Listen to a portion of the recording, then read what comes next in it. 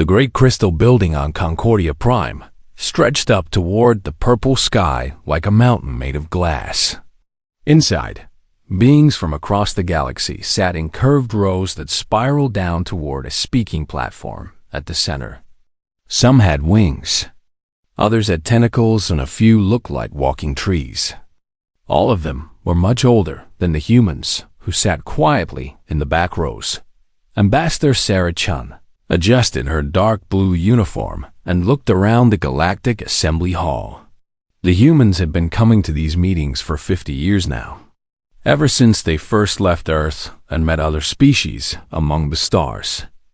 They always sat in the same section, marked for junior species, the newer members who had been in space for less than 500 years. Today felt different, though.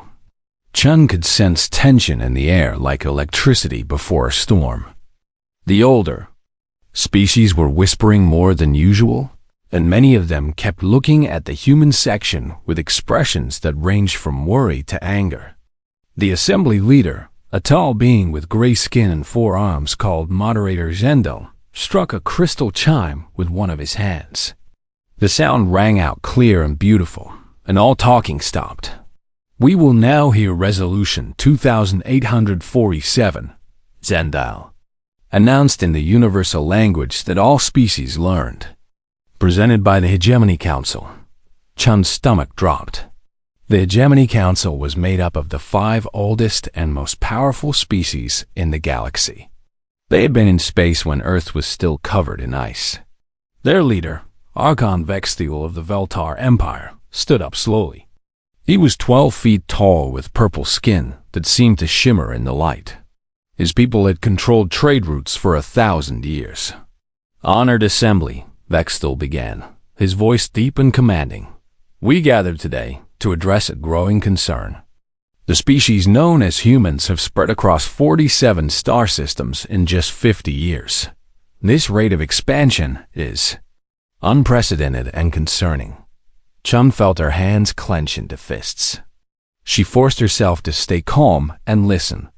Furthermore, Vextiel continued, human military capabilities have grown at an alarming rate. Their ships are becoming more advanced each year. Their weapons more powerful. Their soldiers more aggressive. Murmurs of agreement came from the older species. Chun noticed that some of the newer species looked uncomfortable, but none spoke up. "Therefore," Vextiel said, "the Hegemony Council presents Resolution 2847, the containment and regulation of aggressive species. This resolution would limit human expansion to their current 47 systems. All human military vessels would carry Veltar observers. Any new technology development would require approval from this assembly." The words hit Chun like a punch to the gut. They wanted to put humanity in a cage. They wanted to watch over them like children who couldn't be trusted with sharp objects. One by one, representatives from the older species stood to voice their support. The Cathanari praised the resolution's wisdom and foresight. The Gel spoke of necessary guidance for young species. The worst was when Elder Mordic of the Sivian Collective said, "Humans show promise, but they must learn patience and restraint before they harm themselves or others." Chun had heard enough. She stood up and activated the speaking request signal. A soft blue light appeared above her head, indicating she wished to address the assembly. Moderator Zendal looked surprised. "The human delegation wishes to speak?" "Yes," Chun said, walking down the steps toward the speaking platform. "Ambassador Sarah Chun of Earth requests permission to address this resolution." Zendal nodded. "Permission granted." Chun stepped onto the platform and looked up at hundreds of faces staring down at her. Some looked curious, others annoyed then. A junior species dared to speak against the Elder's wisdom.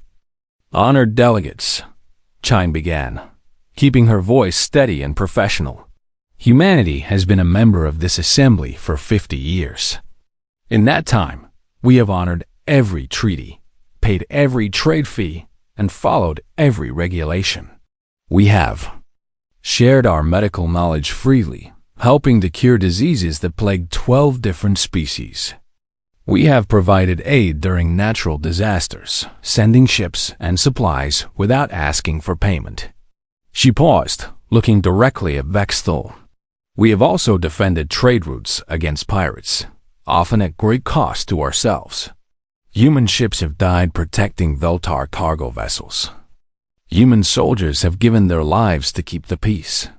Some of the younger species nodded in agreement. Chun pressed on. Yes, we have expanded quickly. Yes, we have developed new technologies. But everything we have done has been within the bounds of galactic law. We have not attacked anyone. We have not stolen territory. We have not forced our will upon others. Her voice grew stronger. We have simply dared to grow and learn and explore, just as every species in this hall once did. Archon Vexthul rose from his seat, his 4 eyes fixed on Chun. Ambassador Chun, your words are pretty, but they ignore the facts. Your species' violent nature is well documented. In your short history, you have fought countless wars. You have weapons that can destroy entire cities. Accept your limitations. Gracefully, and perhaps in a few centuries, you will be ready for greater responsibilities. The dismissive tone in his voice, the casual way he spoke of caging her entire species, the assumption that humans were nothing more than violent children who needed to be controlled. It all hit Chun at once like a dam bursting. She looked around. The assembly hall had faces that ranged from smugly superior to genuinely fearful. These beings, these species that humanity had tried so hard to work with and learn from, saw humans as nothing more than a dangerous pest to be contained. We came here 50 years ago believing in cooperation, Chun said, her voice now carrying across the hall without amplification. We thought we had found a family among the stars. We believed that different species could work together, learn from each other, and build something better than any of us could alone. She looked directly at Vexthul. We were wrong. Chun turned and walked back up the steps to where the human delegation sat. Without a word, all 15 human representatives stood up. They gathered their belongings and began walking toward the exit. The hall fell completely silent except for the sound of human footsteps echoing off the crystal walls. No one tried to stop them. No one called out for them to wait as they reached the great doors. Chun turned back one last time. Humanity withdraws from this assembly and all its accords. We thank you for the lesson in galactic politics. We will not forget it. The doors closed behind them with a soft whisper, leaving 846 species sitting in shocked silence, wondering what they had just done. 3 weeks after the humans walked out of the Galactic Assembly, Archon Vexthul stood in his private office aboard the Veltar flagship Eternal Glory. Through the massive windows, he could see the blue-green world of Veltar Prime spinning slowly below. Everything looked normal, peaceful even. But something felt wrong. Status report, he ordered his aide, a younger Veltar named Kexlan. Sir, we have received no communications from any human world or vessel since the walkout. All human trade ships have returned to their space. All human diplomatic stations have been abandoned. Vexthul nodded with satisfaction. Good. They are accepting their place at last. Their silence proves they know they overreached. But Kexlan looked uncomfortable. Sir, there have been some complications. What kind of complications? The Kethran Mining Guild reports that 60% of their heavy machinery has broken down in the past 2 weeks. Apparently, humans were providing most of the maintenance and repair services. The guild is requesting emergency assistance. Vexthul waved a hand dismissively. They can learn to fix their own machines. What else? The Jal agricultural worlds are reporting problems with their irrigation systems. The human-designed water management systems are failing, and they do not know how to repair them. 3 worlds may face crop failures within months. A small frown appeared on Vexthul's face, but he said nothing. Kexlan continued reading from his datapad. The Sivian Collective reports that their entertainment industry has lost 40% of its content. Human music, stories, and games were apparently very popular. Also, the Nexus Trading Hub says that demand for human coffee has caused riots in 6 systems. They are requesting alternatives. These are temporary problems, Vextel said, though his voice sounded less certain than before. The galaxy will adapt. Sir, there is one more thing. We have lost contact with 3 of our border monitoring stations near human space. They simply stopped responding 2 days ago. Now Vextel looked genuinely concerned. Send a ship to investigate immediately. On the other side of the galaxy, Captain Jexta of the Kethran merchant vessel Starrunner was having the worst month of his career. The breakdown of mining equipment was just the beginning. Without human technical support, half the asteroid mining operations in Kethran space had shut down. Ore shipments were backing up, and prices were rising every day. Worse, when Jexta tried to contact human engineers who had worked with his people for decades, he got polite but firm refusals. We apologize, but humanity is currently focused on internal affairs. We cannot provide assistance at this time. It was the same message everywhere. Human colonies had become completely isolated. Ships approaching human space were met at the border by patrol vessels that politely but firmly turned them away. No explanations were given beyond, "Please respect our sovereignty during this transition period." The strangest part was how calm and professional the humans seemed. Jexta had expected anger, threats, maybe attacks on non-human shipping. Instead, there was just this eerie politeness as humanity quietly closed its doors to the rest of the galaxy. Dr. Keshta, a Zhao scientist who had worked closely with human researchers for 20 years, sat in her laboratory staring at half-finished projects. She and her human colleagues had been working on revolutionary new farming techniques that could help feed the entire galaxy. Now the humans were gone, and she realized she only understood half of what they had been doing. The humans had always been generous with their knowledge, sharing freely and asking for little in return. But now she understood that they had been holding back, simplifying concepts so other species could understand them. The real science, the deeper principles behind their technology, had remained in human hands. She tried calling her friend Dr. Marcus Webb on Earth, but the communication was refused with the same polite message about internal affairs. For the first time in her long life, Dr. Keshta felt truly alone. The Veltar investigation ship, Swift Justice, approached the border monitoring station Outpost 7 with weapons ready. Captain Rex Valoom expected to find the station destroyed by human raiders or damaged by some kind of attack. Instead, they found the station intact but completely abandoned. "Sir," his communications officer reported, "I am detecting a message beacon. It appears to have been left for us. Play it." A human voice filled the bridge, calm and professional. To the crew of the Veltar vessel, "This is Commander Jackson of Earthfleet. We have removed your monitoring equipment from this station as it was observing sovereign human space without permission. All personnel were safely transported to Veltar space before the station was abandoned. Please note that this area is now considered the human border. We appreciate your understanding and ask that you respect our territorial boundaries." Captain Rex Valoon stared at the empty station in disbelief.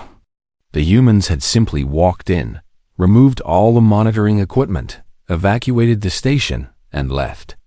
No violence, no threats, just a calm announcement that they were taking control of their own borders. "Sir," his scanner operator called out, "I am detecting multiple human ships at the edge of sensor range. They appear to be waiting." Rex Vaugh's blood ran cold. Human ships were just sitting there, watching. Not attacking, not threatening, just making sure the Veltar understood that the rules had changed. As news of these incidents spread, a pattern became clear across the galaxy. Humanity was not just withdrawing diplomatically. They were physically pulling back from all contact with other species. Trade agreements were being honored until completion, but no new deals were being made. Human researchers were finishing their current projects and then returning home. Human merchants were completing their delivery routes and then disappearing into human space. Most disturbing of all were the reports from long-range sensors.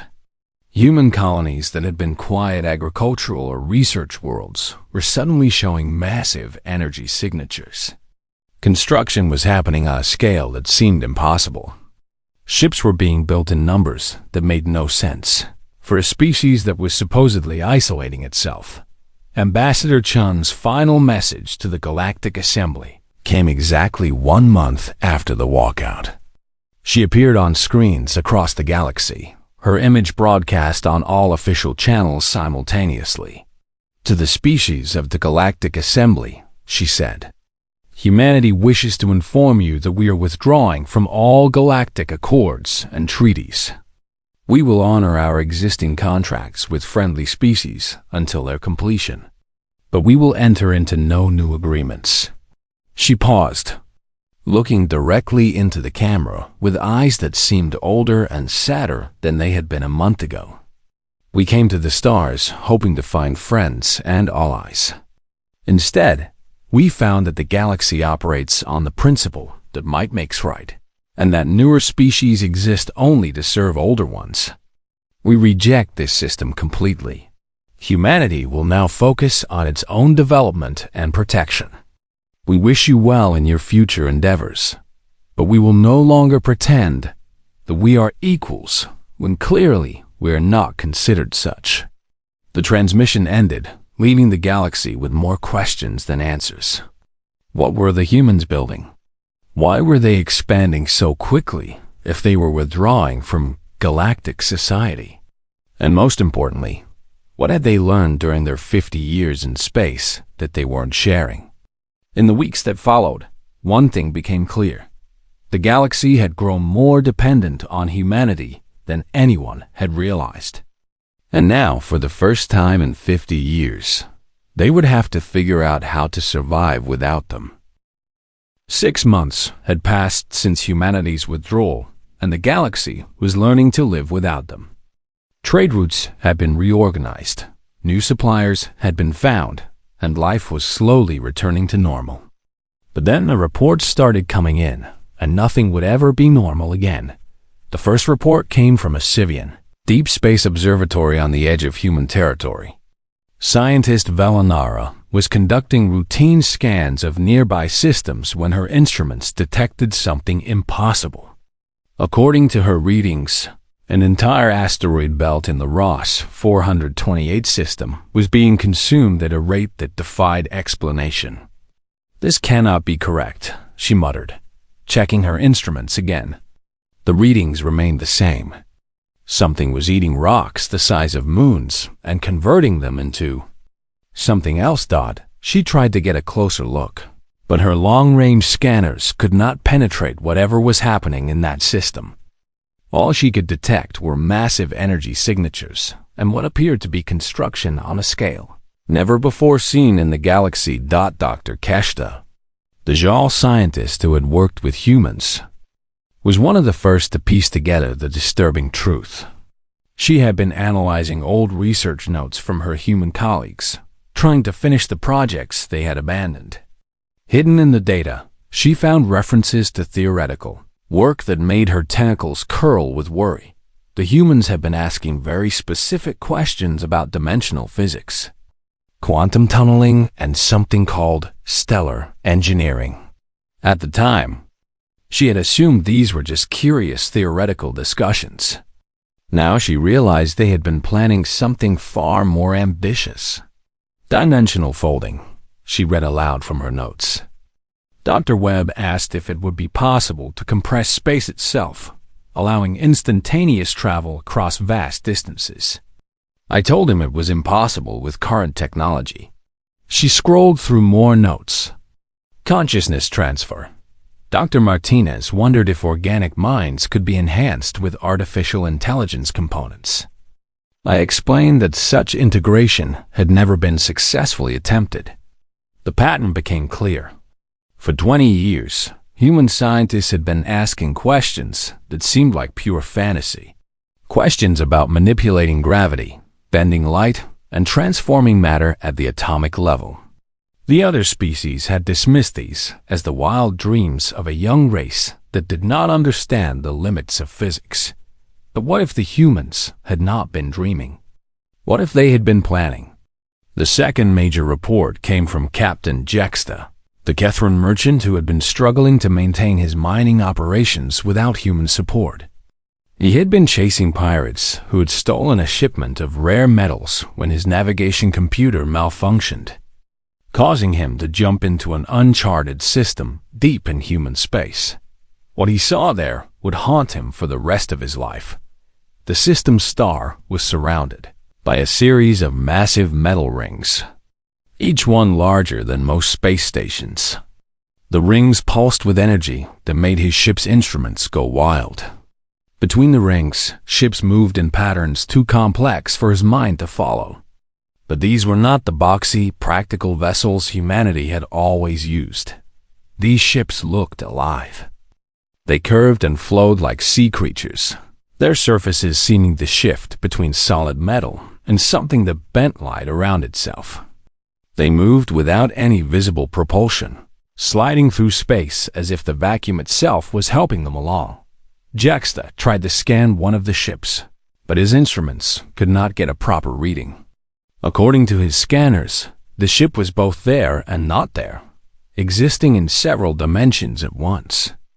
It made no sense with anything he knew about physics or engineering. Worse, the moment his ship entered the system, every human vessel turned toward him. He had not been detected by any technology he understood. Yet somehow they knew he was there instantly. A human voice came over his communication system, calm and polite as always. "Kethran vessel, you have entered restricted space.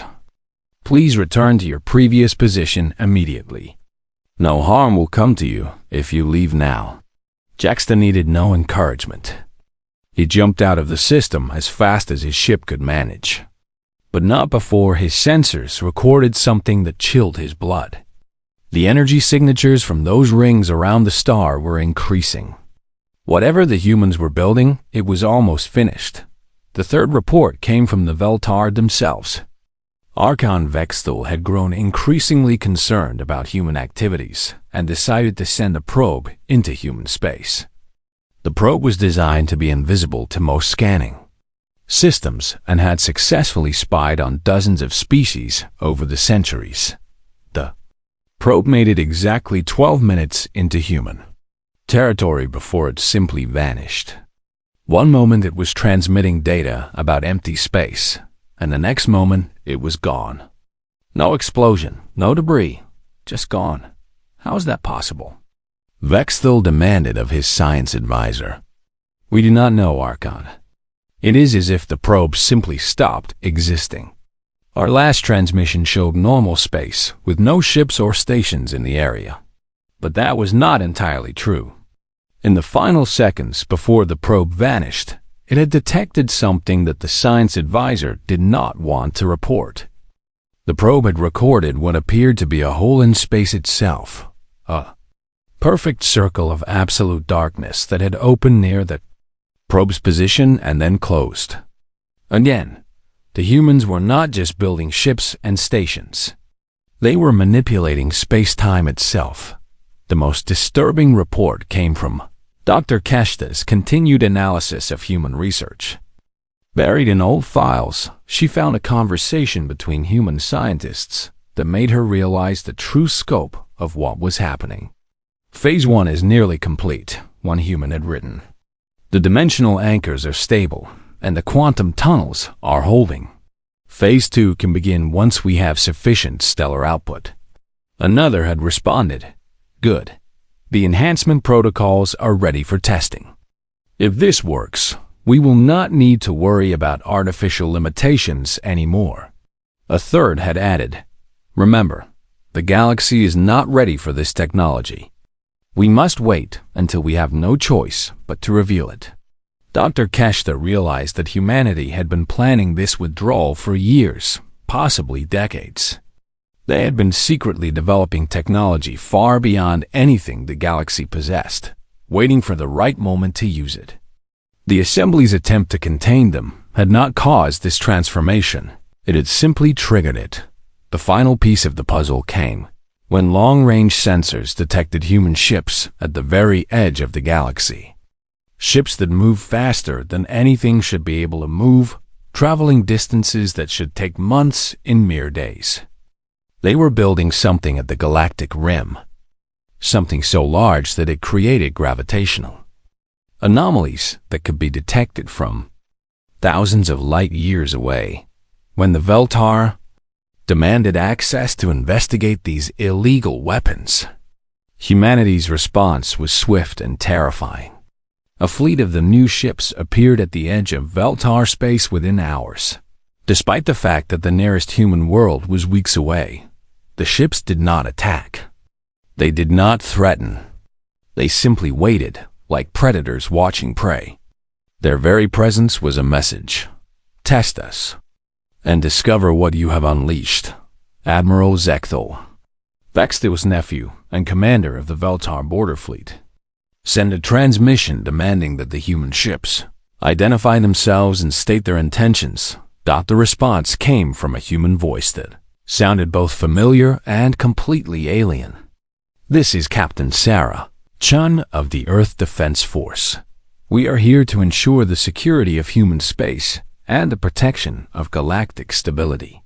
We suggest you focus on your own affairs and avoid actions that might destabilize the current peace. It was Ambassador Chun's voice, but changed in subtle ways that made Zekthul's scales crawl. There was power in that voice, confidence backed by capabilities that he could not even imagine.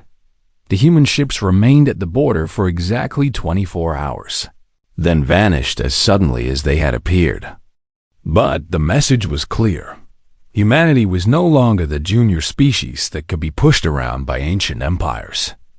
They had become something new, something that the galaxy was not prepared to face. As reports of these incidents spread, a terrible realization began to dawn on the older species. Humanity had not been contained by the Assembly's resolution. They had been freed from the need to hide what they truly were.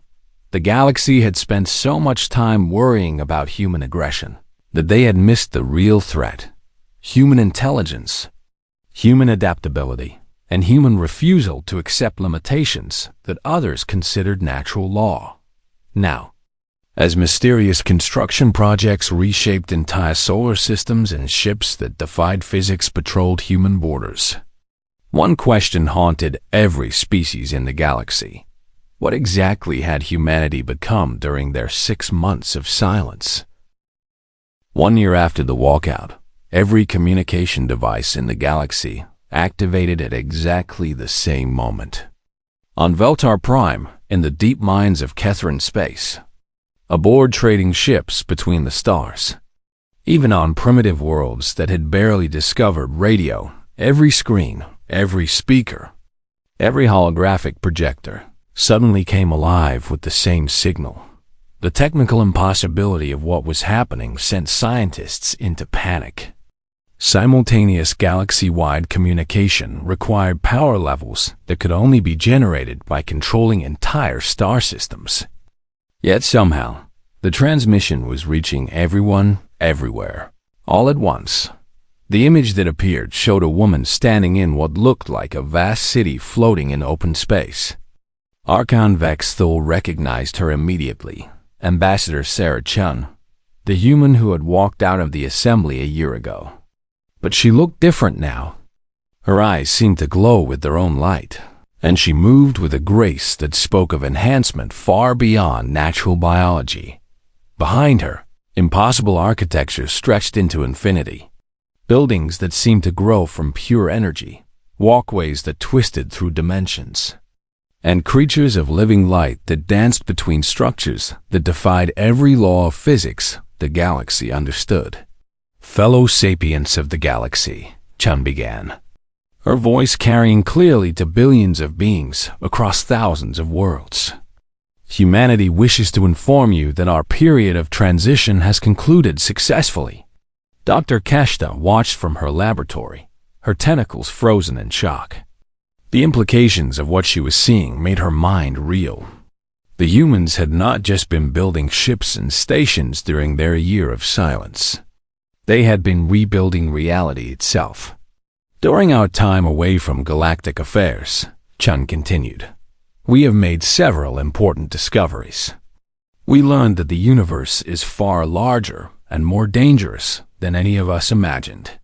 We made contact with civilizations that have existed since before your oldest species took their first steps into space. The image shifted to show vast structures at the edge of the galaxy, rings of metal and energy so large they could be seen from star systems away. But these were not the crude constructions that earlier observers had detected. These were works of art and engineering that made the greatest achievements of galactic civilization look like toys. We also learned that an ancient threat approaches our galaxy. Machines that consume entire sectors, leaving nothing but empty space in their wake. They have destroyed 1,000 galaxies already, and our galaxy is next in their path. New images appeared, long-range sensor data showing something vast and dark moving between distant galaxies. It looked like a cloud of smoke, but the scale was incomprehensible. Solar systems disappeared as it passed, not destroyed, but simply converted into something else. Captain Jexta, watching from his trading ship, felt his heart stop beating. He had seen many terrible things in his years as a merchant, but this was beyond terror. This was the end of everything. The entities call themselves the Devourers, Chun explained.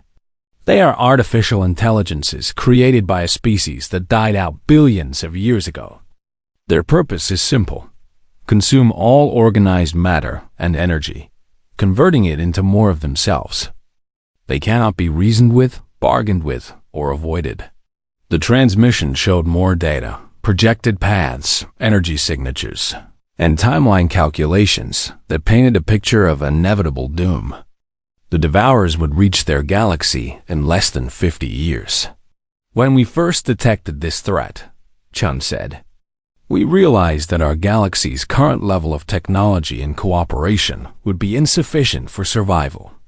The old ways of thinking, the old limitations, the old fears about what species could and could not do, all of these would have to change if anyone was going to live.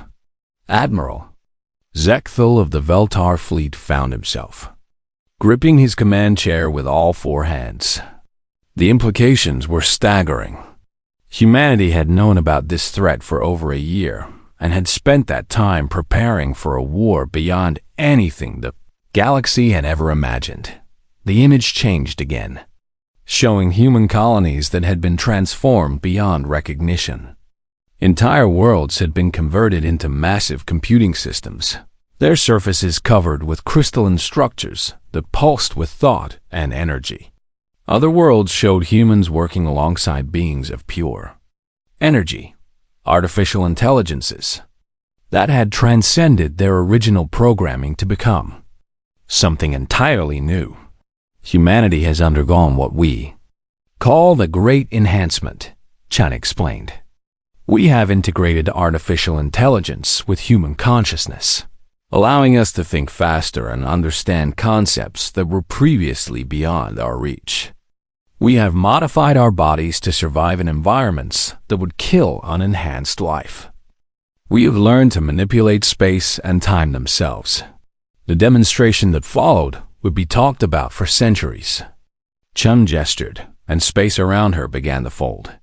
What had been a single city became dozens, each existing in the same location, but in different dimensions. Ships appeared from nowhere, not traveling through space, but stepping between realities. Dr. Keshta realized she was watching the birth of gods. The humans had not just advanced their technology, they had fundamentally changed what it meant to be human. They were no longer bound by the limitations that governed other species. We did not make these changes lightly, Chun continued. We spent decades debating whether enhancement was the right path. Many humans chose to remain unmodified, and we respect their choice. But for those who accepted enhancement, the transformation has been extraordinary. The image showed humans who looked like living stars. Their consciousness distributed across multiple bodies simultaneously. Others appeared as pure information, existing as thoughts given form. Some had become living spaceships, their minds merged with vessels that could travel between galaxies in mere days. We bear no grudge against those who sought to contain us, Chun said, looking directly into the camera as if she could see every being watching. Fear is a natural response when faced with the unknown, but we can no longer afford the luxury of artificial limitations. The transmission then revealed the true scope of humanity's transformation. The construction projects that have been detected were not weapons or defensive stations. They were manufacturing centers for technologies that could reshape matter at the atomic level. The energy signatures were experiments in controlling fundamental forces of the universe. The ships that moved impossibly fast were testing new forms of travel that treated distance as an irrelevant concept. The real enemy is coming, Chun warned, as images of the approaching devourers filled every screen in the galaxy. In 43 years, they will reach the outer rim of our galaxy. They will begin consumption immediately, working their way inward until nothing remains. Captain Jaxta felt hope dying in his chest. How could anyone fight something that had already destroyed 1,000 galaxies? How could organic life possibly stand against machines that had been perfecting destruction for billions of years? But Chun was not finished. However, the situation is not hopeless. During our year of isolation, we have developed weapons and defenses that can stop the devourers. We have created technologies that can protect entire sectors of space. We have built allies among enhanced intelligences that understand how to fight this enemy. New images showed the defensive structures being constructed at the galaxy's edge. Weapons platforms that use gravity itself as ammunition. Shields that could hide entire star systems. And fleets of ships that existed partially outside normal space-time where the devourers could not reach them. The offer stands for any species that wishes to survive what is coming, China announced. We will share our enhancement technologies freely. We will provide training, resources, and protection. But understand, this is not the old galaxy anymore. The rules have changed. The limitations that once seemed natural are now luxury we cannot afford. The transmission showed coordinates in space where any species could come to. Learn more about the enhancement process and the preparations for war. 4. Those who choose to remain as they are, we respect that decision. Unenhanced life has value, and we will protect it where we can. But for those who wish to join us in becoming something more than what nature intended, the door is open. As the transmission neared its end, Chun's expression became both sad and determined. To the Galactic Assembly, to the Hegemony Council, to all who believed that keeping species in their proper place was wisdom, we understand your perspective. But we have seen what is coming. We have calculated the odds of survival with current galactic capabilities. They are 0. The final image showed a choice. Enhanced beings working together to build defenses that could protect the galaxy, or traditional species trying to fight the devourers with weapons that would be like throwing stones at a hurricane. The galaxy watched in horror as humans stormed out of the assembly, Chun concluded. Now we ask you to watch in wonder as we storm back, not as supplicants seeking approval, but as the guardians this galaxy needs to survive. The transmission ended, leaving the galaxy in stunned silence.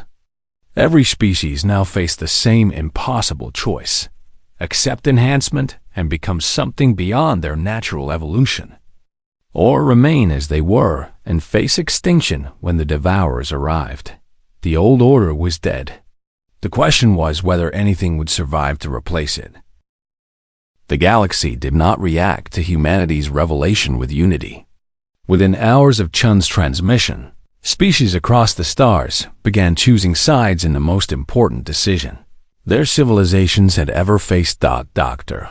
Keshta was among the first to make her choice. The Zhao scientist had spent the year since human withdrawal analyzing their abandoned research, and she understood better than most what enhancement could mean. 3 days after the transmission, she arrived at the coordinates Chen had provided. Leading a delegation of her species, greatest minds, what she found there changed everything she thought. She knew about the universe. The human facility was not built on a planet or asteroid. It existed in folded space, a pocket dimension where the laws of physics bent to accommodate impossible architecture. Humans moved through the complex like living gods, their enhanced forms shifting between states of matter as easily as breathing. Dr. Keshta, a familiar voice called out. She turned to see Dr. Marcus Webb, her old research partner, but he was transformed beyond recognition. His consciousness existed simultaneously in multiple bodies, allowing him to work on dozens of projects at once while maintaining a single coherent personality. Marcus? She whispered, her tentacles trembling. What have you become? I am still myself, he replied, and somehow she could feel the truth of that statement resonating in her mind. But I am also more than I was. The enhancement does not destroy who we are. It reveals what we could always become. The Zhao delegation spent 3 weeks learning about the enhancement process. They saw humans who had become living computers, their minds processing information at impossible speeds. Others had transformed into energy beings, capable of existing in the vacuum of space. Some had chosen more modest changes, simply enhancing their intelligence and physical capabilities while remaining recognizably humanoid. But all of them remained fundamentally themselves. Enhancement was not replacement, it was evolution, guided by choice rather than chance. The Kethran Mining Guild arrived 2 weeks later, led by Captain Jexta himself. The pragmatic traders had run the calculations and realized that pride was a luxury they could not afford when extinction was the alternative. The Kethran adaptation to enhancement was remarkable. Their natural skill with machines translated beautifully into integration with artificial intelligence. Within days, Kethran miners were working alongside enhanced humans to build new defensive structures. Their minds directly linked to construction equipment that responded to thought rather than physical controls. But not everyone was willing to embrace change. Archon, Vaxtil of the Veltar Empire, called for an emergency session of the Hegemony Council. The 5 oldest species in the galaxy gathered on Veltar Prime to discuss what many of them saw as the ultimate threat to their way of life. The humans have gone too far, Vaxtil declared to his fellow leaders. They seek to remake the galaxy in their own image, to force all species to abandon their natural forms and become abominations of flesh and metal. Elder Mordak of the Sivian Collective nodded in agreement. This enhancement is nothing but slavery to artificial minds. We have ruled the galaxy for thousands of years without such corruptions. We can face any threat while remaining pure. The Veltar Empire began assembling the largest fleet in galactic history. Ships from dozens of allied species converged on staging areas throughout Veltar space. Ancient weapons were brought out of storage. Experimental technologies that had been deemed too dangerous for regular use were installed on warships. Their plan was simple: destroy the human enhancement facilities before the contamination could spread further. Then use their combined might to force humanity back into compliance with galactic order. What they failed to understand was that the galaxy had already begun choosing sides. And many species were choosing humanity. The Nexus Trading Hub, the galaxy's largest commercial station, declared neutrality but quietly began facilitating meetings between enhanced humans and species interested in learning more about the transformation process. Rumors spread of entire merchant fleets undergoing enhancement, their crews becoming something between organic traders and living starships. Even among the species loyal to the hegemony, cracks were beginning to show. Younger generations who had grown up with human technology were less afraid of change than their elders. Scientists who had worked with human researchers understood the potential benefits of enhancement. Military officers who had seen the defensive preparations knew that traditional weapons would be useless against the approaching devourers. The breaking point came when the Veltar fleet finally moved against human space. Admiral Zekthol led a force of 12,000 ships toward the coordinates Chun had broadcast, expecting to find scattered research stations that could be easily overwhelmed by superior numbers. Instead, they found something that shattered every assumption about warfare and power in the galaxy. Enhanced humans were waiting for them. The ships that rose to meet the Veltar fleet defied every principle of military engineering. They moved like living things, flowing through space in formations too complex for traditional minds to follow. Some appeared solid until Veltar weapons passed harmlessly through them. Others split into multiple vessels when attacked, each fragment growing into a full-size ship within seconds. But it was not just the technology that shocked the Veltar forces. It was who was piloting those ships. Alongside the enhanced humans flew vessels crewed by transformed Zhao. Their agricultural expertise converted into an understanding of how to grow entire fleets from seed ships. Catherine miners operated massive construction vessels that could build defensive stations faster than they could be destroyed. Even some Veltar were there, younger members of the species who had chosen enhancement over loyalty to their elders. The battle, if it could be called that, lasted less than an hour. The enhanced forces did not seek to destroy the Veltar fleet. Instead, they demonstrated capabilities so far beyond traditional warfare that resistance became pointless. Ships were held motionless by gravity fields that treated the laws of physics as suggestions. Weapons were disabled by technology that reached inside Veltar vessels and simply turned off their power systems. When Admiral Zekthul tried to ram his flagship into a human vessel as a final act of defiance, his ship simply stopped moving. Not slowed, not deflected. Stopped, as if space itself had become solid around it. A voice filled his bridge, calm and infinitely patient. Admiral Zekthul of the Veltar Empire, this is Sarah Chun. You are no longer in danger, but neither are you in control. We would like to show you something.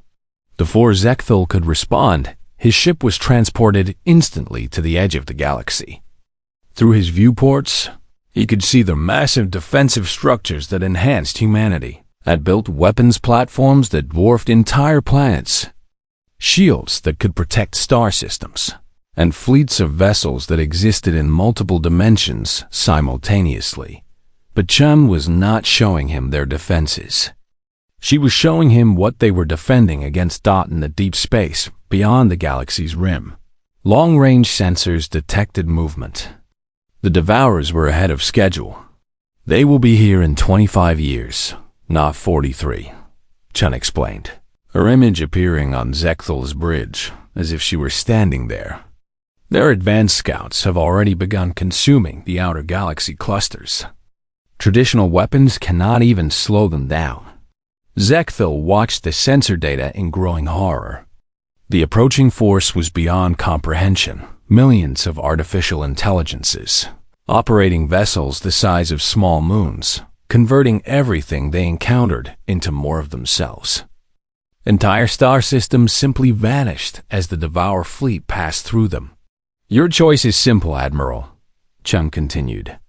Join us in preparing for the real war, or watch your empire die along with everything else in the galaxy. The demonstration continued as Chun showed Zekthul the enhanced forces test battles against Devourer scouts. Even with all their technological advancement, the fights were difficult. Traditional forces would not last minutes against such enemies. When Zekthul was finally returned to his fleet, he found his officers in chaos. Half of them wanted to continue fighting the enhanced forces, while the other half were requesting permission to investigate enhancement for themselves. The Admiral made the hardest decision of his long career. He opened communications to all Veltar forces and issued a general stand-down order. All ships are to cease hostile actions immediately. We need to reconsider our position. Archon Vexthil's reaction to the news was predictable. He declared his nephew a traitor and called for his arrest. But it was too late. The truth about the Devourers was spreading throughout Veltar space, and more ships were defecting to the enhanced forces every day. Within 6 months, the old Galactic Order had collapsed completely. Some species chose enhancement and transformation, becoming something beyond their original nature. Others remained unmodified, but accepted protection from their enhanced neighbors. A few, led by the remaining Veltar hardliners, retreated to isolated systems to live as they always had. The enhanced forces protected them all. As the first Devourer scouts reached the galaxy's outer rim 2 years later, they found not the divided, squabbling species they had encountered in 1,000 previous galaxies.